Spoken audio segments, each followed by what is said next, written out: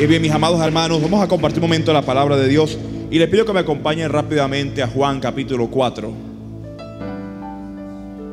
para que sigamos unos versos de la palabra de Dios.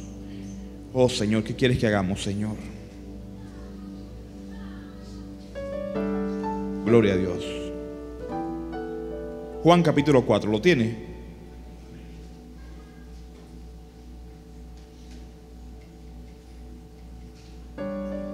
A partir del verso 4 dice este pasaje que Jesús pasaba por Samaria y vino pues a una ciudad de Samaria llamada Sicar, junto a la heredad que Jacob dio a su hijo José. Verso 6 dice: y estaba allí el pozo de Jacob.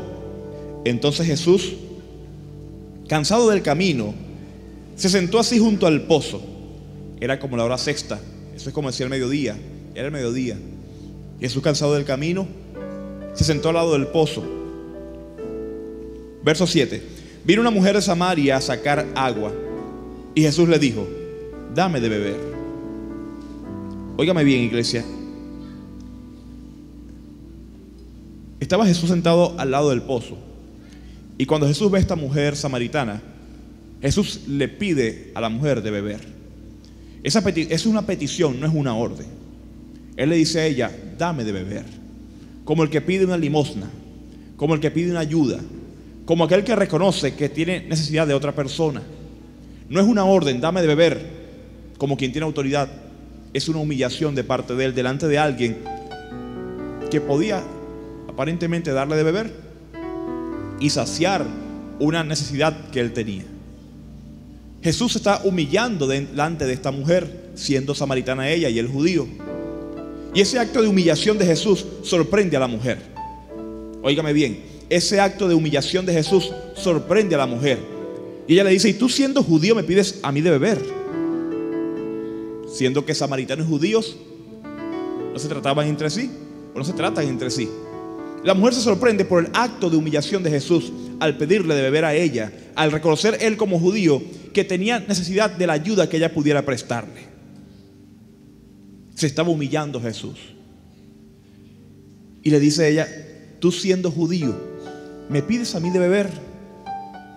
Qué extraño esto. Y Jesús le responde a ella: si conocieras el don de Dios, si conocieras el don de Dios y supieras quién es el que te habla, si conocieras el don de Dios, el regalo de Dios, y supieras quién es el que te habla, tú le pedirías a él y él te daría a beber agua de vida o agua viva. Jesús está diciendo: realmente yo no requiero de ti, tú requieres de mí. Pero el acto de humillación de Jesús tenía una intención: salvarla a ella. Ese acto de humillación procedía del amor,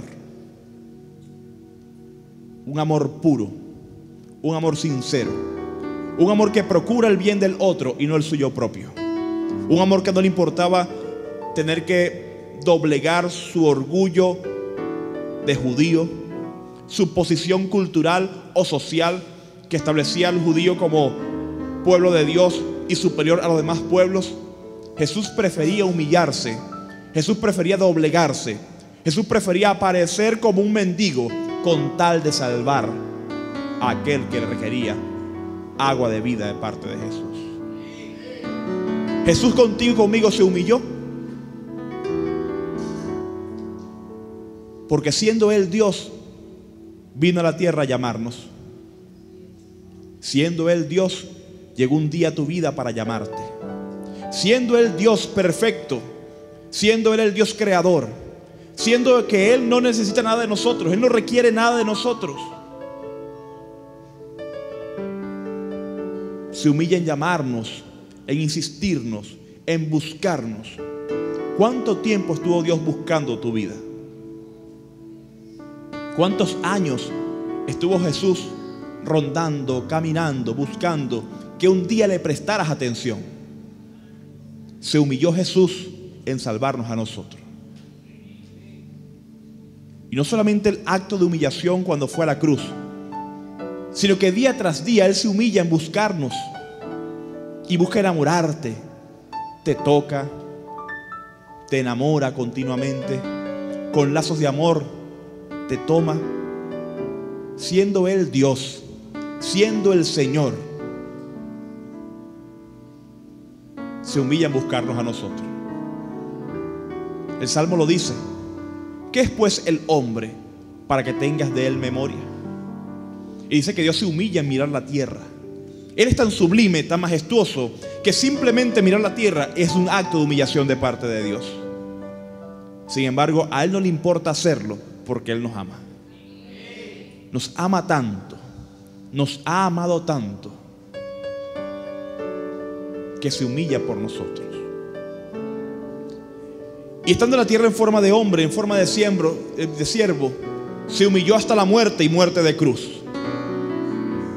Se humilló hasta la muerte y muerte de cruz. Se humilló hasta la muerte y muerte de cruz. Y Jesús le dice a esta mujer: si conocieras el don de Dios y supieras quién es el que te habla, tú le pedirías a Él agua y Él te daría a beber. Y dése cuenta que Jesús realmente no pedía agua, no quería agua. Usted se da cuenta que la conversación sigue. La mujer le pregunta: ¿y con qué vas a sacarla? ¿Tienes cómo sacar el agua? Jesús le dice que el que bebiera ese agua que Él da nunca más tendrá sed. Le dice: busca a tu marido. Cuando ella le pide del agua, ella responde: no tengo marido. Él le dice: ciertamente has hablado con verdad, porque 5 maridos has tenido, el que tienes actualmente no es tu marido. La mujer dice: usted como que es profeta. ¿Será que si el Cristo viene nos dirá toda la verdad, nos hablará todas las cosas? Él le responde: yo soy el que te habla. La mujer sale a buscar a otros del pueblo y nunca le dio agua. Nunca le dio agua, porque Jesús realmente no buscaba ese agua. Él solo buscaba la vida de ella y un pueblo que salvar. Y un pueblo que salvar. Esta mujer se convierte inmediatamente en una evangelizadora, porque entra al pueblo y comienza a hablar acerca de aquel que acaba de conocer. Ella no estuvo haciendo un curso de Evangelio Cambia. Ella no estuvo haciendo un preparativo de discipulado. Ella fue un encuentro con Jesús y salió a hablar de Él.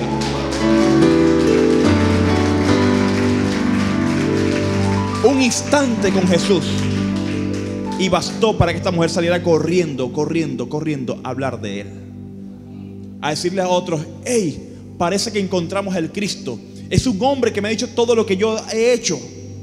Parece que es Él. Parece que es Él. Esta mujer, sin ser pueblo de Dios, sin ser judía de nacimiento, sino samaritana, aparentemente enemigos del pueblo de Dios, Dios también los estaba buscando. Y ella no tuvo impedimento alguno, no se rehusó en correr a hablar de Jesús. Y les digo hoy: si usted, que ya es pueblo de Dios, que le ha conocido, que ha tenido más de un instante con Él, que ha tenido más de un encuentro con Él, no sale a las calles a predicar el Evangelio, esa mujer se levantará en juicio contra nosotros, porque ella será nuestra medida. A ella le bastó un encuentro para hablar de Jesús. ¿Cuántos encuentros le hace falta a usted para hablar de Jesús? Diga: Señor, ¿qué quieres que yo haga? Señor, ¿qué quieres que yo haga? Se encontraba Jesús al lado del pozo, cansado del camino, pide agua, pero estaba solo Jesús. Me perdona que no quite el sonido a esto. Mi hermano Santiago, por favor, ayúdeme acá. No sé por qué no lo quité. Y estaba Jesús solo al lado del pozo. ¿Y dónde estaban los discípulos de Jesús que no estaban con Él? Dice que estaba en el pueblo comprando comida. ¿Comprando qué comer? Comprando qué comer. ¿Y por qué estaban comprando que comer? Por la hora. Era mediodía, era la hora sexta. Pero dejaron solo al maestro, dejaron solo a Jesús.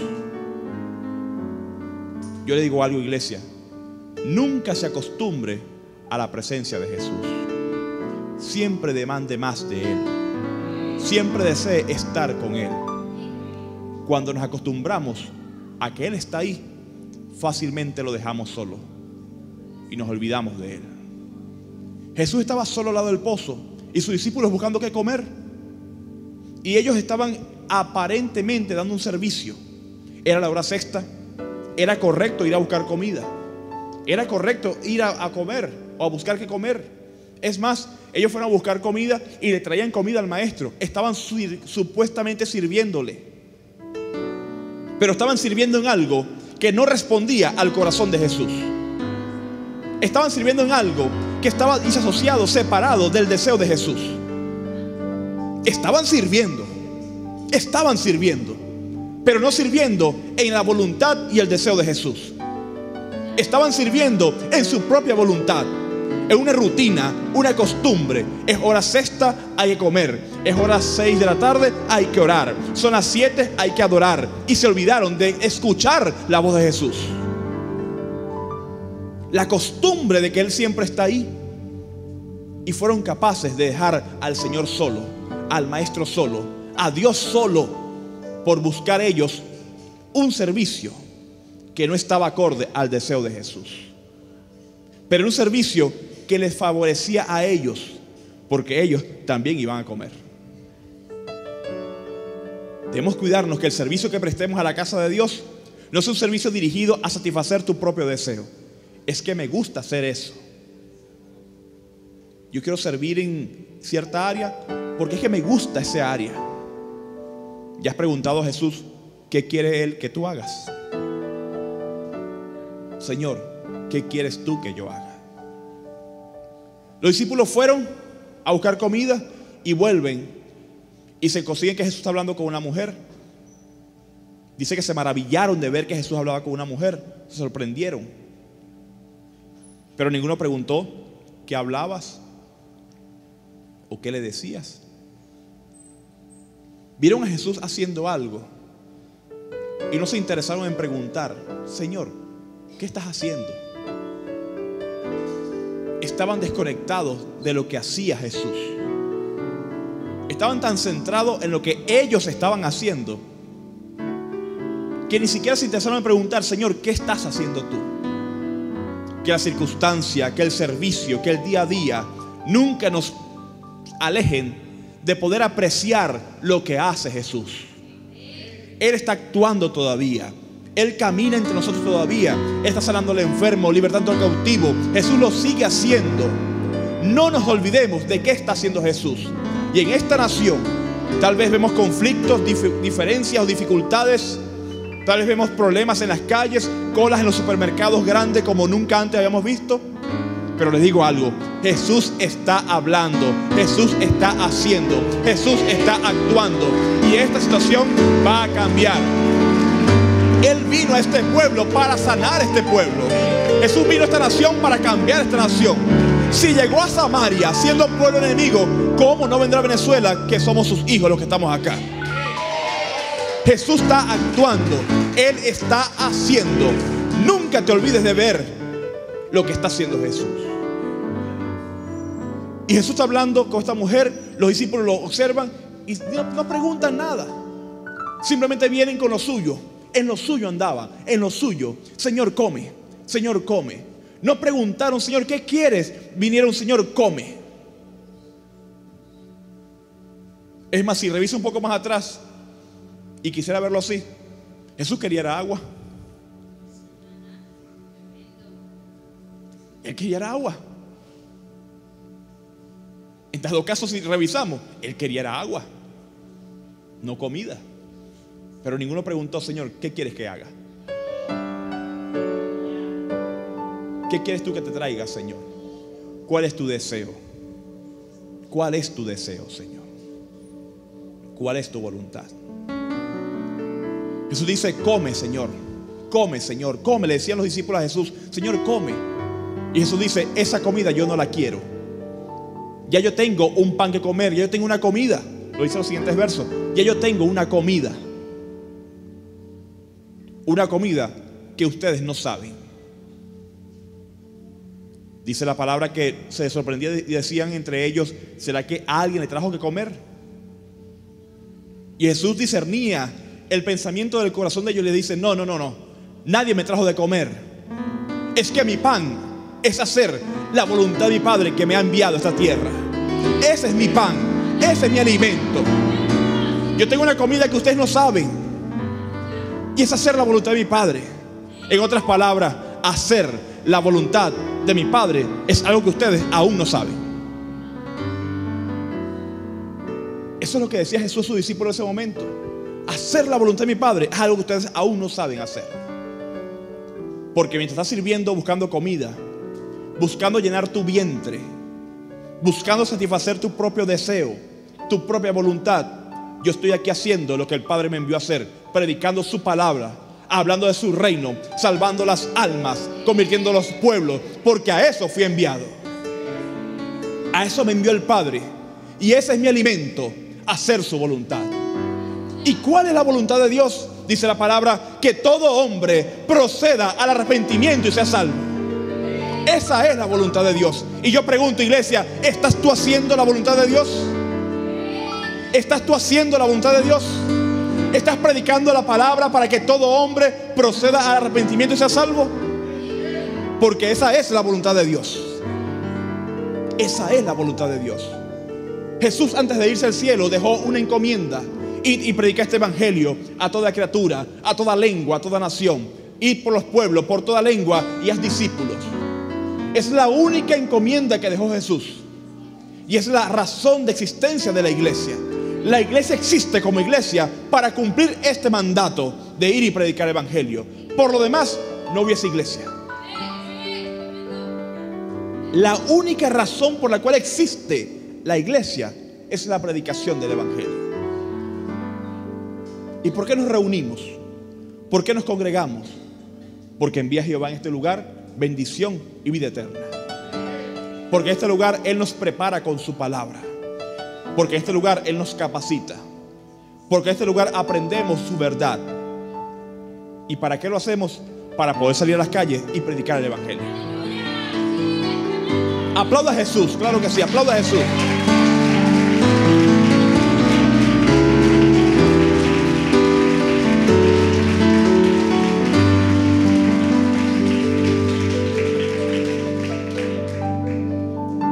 Señor, ¿qué quieres que yo haga? Y fíjense que Saulo, lo primero que coloca en esa frase es: Señor, ¿qué quieres que yo haga? Es el reconocimiento de que es uno superior, mayor, más fuerte. Es el que gobierna, es el que manda, es el dueño, es el Señor. Cuando entendemos que Él es el Señor, no nos rehusamos a hacer su voluntad. Iglesia, tú estás en este lugar por voluntad y llamado de Dios, como resultado de su amor y su misericordia para con cada uno de nosotros. Por gracia eres salvo, dice la palabra. Pero bien está escrito que des de gracia lo que de gracia has recibido. Y es el deseo del corazón de Dios que toda la iglesia, óigame bien, que toda la iglesia se incorpore al llamado de Dios, a la comisión dada por Jesús, que es predicar el evangelio. Esa debe ser una actividad continua de toda la iglesia. No, pero yo soy adorador, o yo soy de los que limpian, o yo soy de los que cuidan el carro afuera. Toda la iglesia se le fue dada esta encomienda. Al adorador también, al que limpia también, al que cuida el carro también, al que está en el servicio infantil también. A toda la iglesia se le fue dada esta encomienda de predicar el evangelio. Cuando Él dijo: vayan por los pueblos, a toda aldea, a toda nación, prediquen la palabra hasta lo último de la tierra, no puso diferencias entre grupo y otro. Fue una encomienda dada a la iglesia por completa, a todos por igual. Y si tú reconoces que Él es el Señor, es para que tú hagas su voluntad, cumpla su deseo y satisfagas el deseo del corazón de Dios. Trae alegría a su corazón. Alegría a su corazón. Jesús dice: a la mujer, si conocieras el don de Dios. Pero yo estoy seguro que Jesús le dijo eso porque él pensaba en ese momento: si mis discípulos conocieran el don de Dios y supieran quién es el que le habla. Estoy seguro que Jesús estaba solo junto al pozo antes de que llegara la mujer, y estaría Jesús pensando: estoy solo, los 12 me han dejado. Si conocieran el don de Dios y supieran quién es el que les habla, no me habrían dejado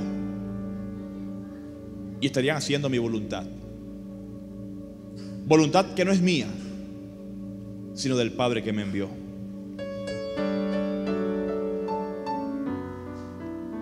Dice el verso 34: mi comida es que haga la voluntad del que me envió y que acabe su obra. ¿No dicen ustedes: aún faltan 4 meses para que llegue la siega? Y aquí les digo: alcen sus ojos y miren los campos. Alcen sus ojos y miren los campos. Alcen sus ojos y miren los campos, porque ya están blancos para la siega. Está diciendo Jesús: pongan su mirada en Dios y miren los campos. Alcen los ojos. Alcen los ojos. Es decir, miren el cielo. Busquen a Dios y entiendan que los campos están blancos para la cosecha. Porque dice: alcen los ojos. ¿Cómo usted va a ver un campo hacia arriba? ¿Cómo usted va a ver un campo hacia arriba? Está diciendo es: busquen a Dios, entiendan lo que Él quiere, alcen los ojos, busquen a mi Padre y comprendan los tiempos. Los campos están blancos, están listos para la cosecha, y usted fue incorporado a esto. Y dice Jesús: y el que siega, el que cosecha, recibe salario y recoge fruto para vida eterna, para que el que siembra goce juntamente con el que siega o cosecha. Porque en esto es verdadero el dicho: uno es el que siembra y otro es el que siega. Yo los he enviado a cosechar o a segar lo que otros labraron. Ustedes no labraron, otros labraron, y ustedes han sido o han entrado en estas labores. Jesús dice: comprendan, están los campos blancos, el tiempo ha llegado para cosechar. Otros sembraron, por tiempo han estado predicando mi palabra, pero a ustedes yo los escogí para este tiempo, el tiempo de cosechar, el tiempo de segar. Otros labraron, tú no labraste, pero has sido incorporado a esa labranza o a esa obra. ¿Por qué cree usted que es tan fácil predicar la palabra y alcanzar una confesión de fe? ¿Usted es tan sembrador, tan fácil? ¿Es acaso esa semilla instantánea que usted siembra y sale de una vez el fruto? Es que otros ya sembraron. Han orado por años, se ha predicado por años, se ha presentado una declaración de fe sobre esta nación por años, pero a Dios le ha placido que seamos nosotros los que anunciamos la palabra para obtener la cosecha. Anunciamos la palabra para alcanzar la cosecha. La iglesia por años, por 2000 años, ha hecho un trabajo. Es verdad que por tiempo estuvo dormida, es verdad. Es verdad que por tiempo la iglesia abandonó su lugar de autoridad, de influencia. Es verdad que la iglesia por un tiempo abandonó su responsabilidad de predicar la palabra. Pero hoy aquí los campos están listos. Los campos están preparados. Y a Dios le plació levantar a esta generación. Y cuando digo esta generación no me refiero a edades, me refiero a este tiempo, a los que estamos acá ahora. A Dios le plació llamarnos e incorporarnos a esta labranza, a esta obra. Lo que no hicimos antes, Él lo preparó para que nosotros lo disfrutáramos en este tiempo. Está listo el campo. Jesús dice: ahora es tu responsabilidad cosecharlo.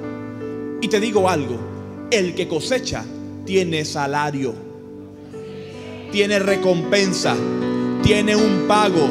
A Dios le plació que otros sembraran por años, que la iglesia apostólica comenzara. El libro de los Hechos comenzó a sembrar, a sembrar, a sembrar, a sembrar, a sembrar, a sembrar. La iglesia por años estuvo sembrando, haciendo una obra. Los primeros apóstoles. Pero Dios preparó para nosotros el tiempo de la cosecha y le añadió un pago para nosotros. ¿Quieres ser bendecido por Dios?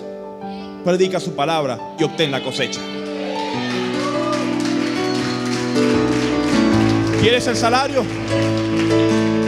Ahí está. Hay salario para ti. Pero Dios no va a patrocinar al que no trabaja.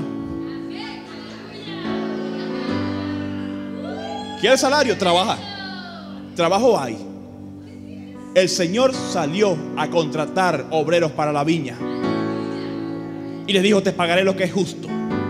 Mi Dios es justo. ¿Cuántos lo creen? Mi Dios es justo. Y hay recompensa para el que predica.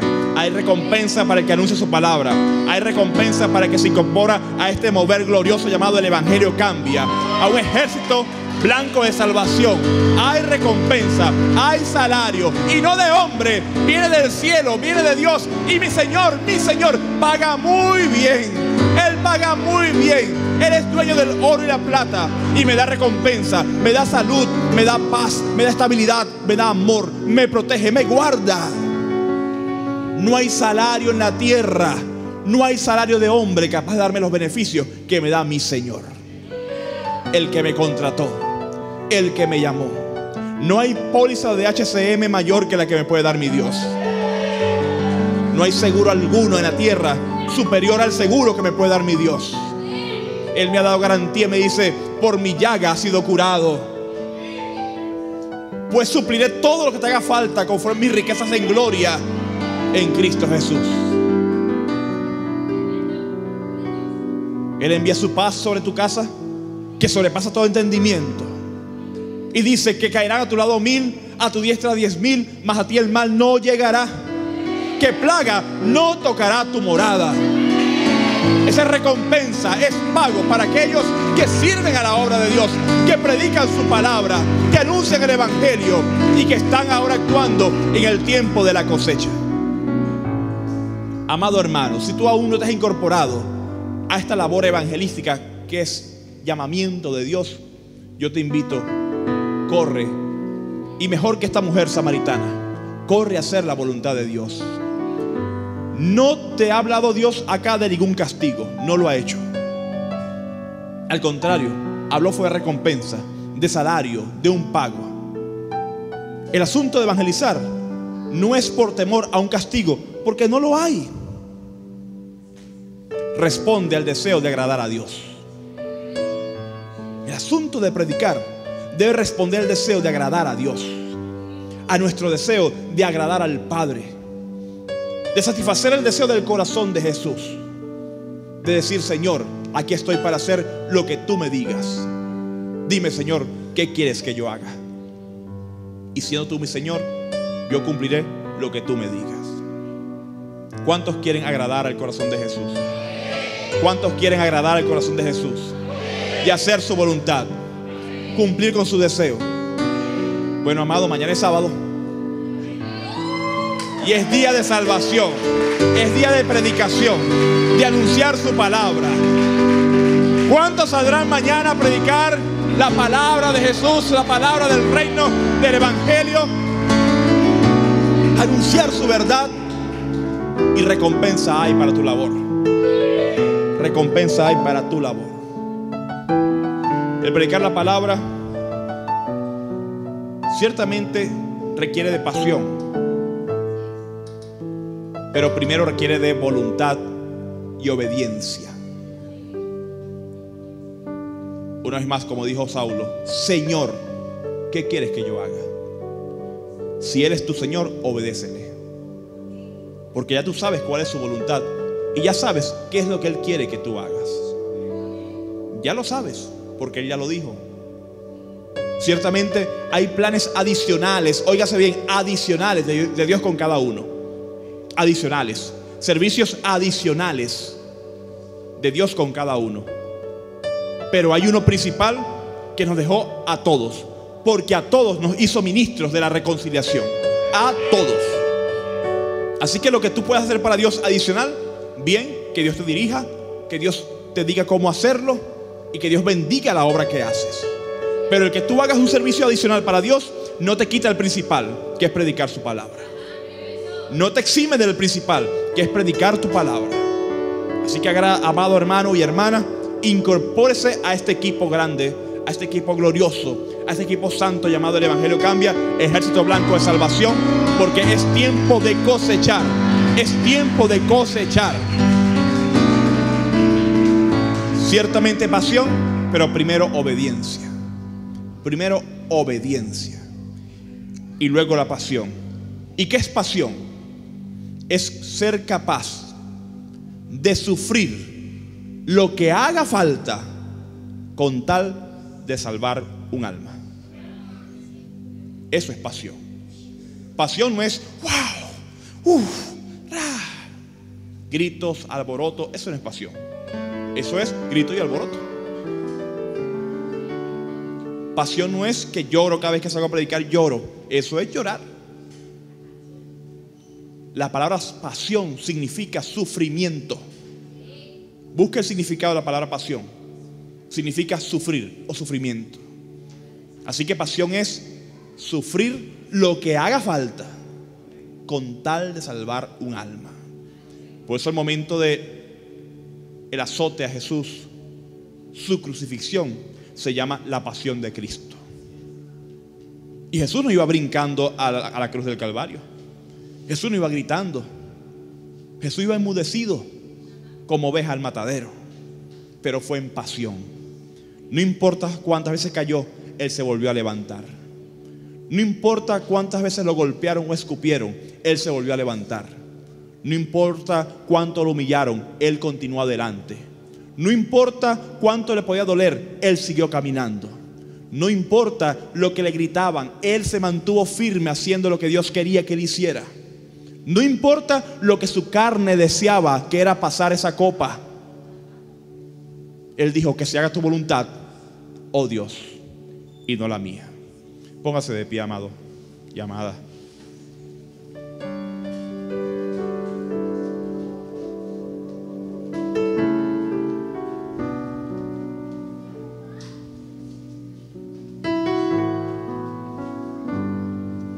Y antes de hacer un llamado de salvación, porque puede haber alguien aquí que no haya aún recibido a Jesús, quiero hacer un llamado a la iglesia.